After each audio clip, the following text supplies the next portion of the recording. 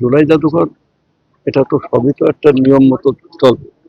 জুলাই জাদুঘরের কোনো কমিটি ছিল না, মানে কমিটি ছিল না, পরিচালনা কমিটি ছিল আগে অন্তর্বর্তী সরকারের। সেই কমিটিটা একটু এলোমেলো অবস্থা ছিল।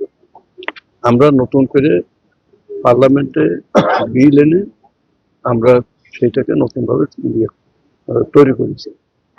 সেই আলোকে গতকালকে গেজেট হয়ে গেছে, আমাদের কমিটি হয়ে গেছে।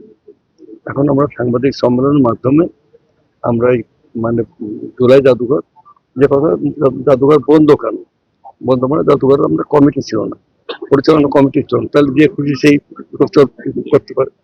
এখন আমরা শিগগিরই আমরা চালু করবো।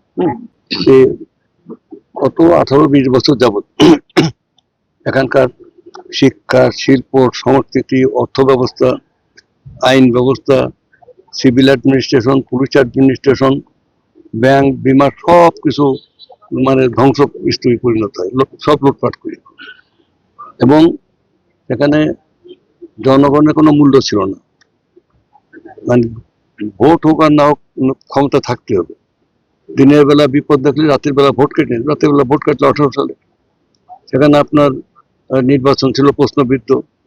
এখানে ব্যাংক বিমা করতে করতে এক এক ব্যাংক থেকে 95,000 কোটি টাকা, 1 লক্ষ কোটি টাকা, কেউ 55,000 কোটি টাকা নিয়ে কয়েকজন ব্যক্তি তার সম্পূর্ণ লুটপাট করে জনগণের আমানত দিয়ে দেশের বাইরে পাচার করত।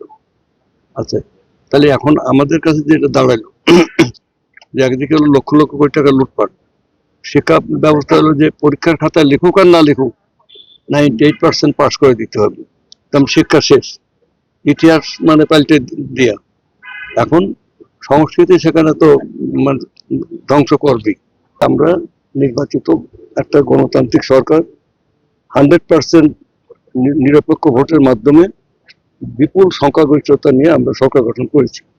আমরা নিরলসভাবে কাজ করে যাচ্ছি। আমরা আমাদের দেশ, আমাদের জাতি, আমাদের সংস্কৃতি, আমাদের শিক্ষা, আমাদের যা কিছু ঐতিহ্য সবকিছু আমরা পুনরুদ্ধার করে আমরা যে এই অঞ্চলে বাংলা না শুধু পৃথিবীর মধ্যে একটা শ্রেষ্ঠ জায়গা, এটা আমরা প্রমাণ করে ছাড়বো। দেখ